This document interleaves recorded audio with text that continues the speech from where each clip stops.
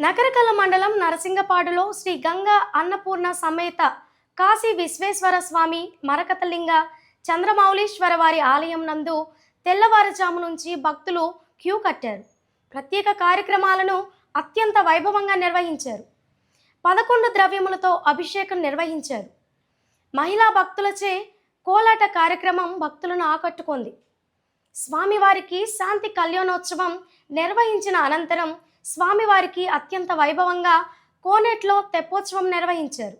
భక్తులకు అన్నదాన వితరణ చేశారు.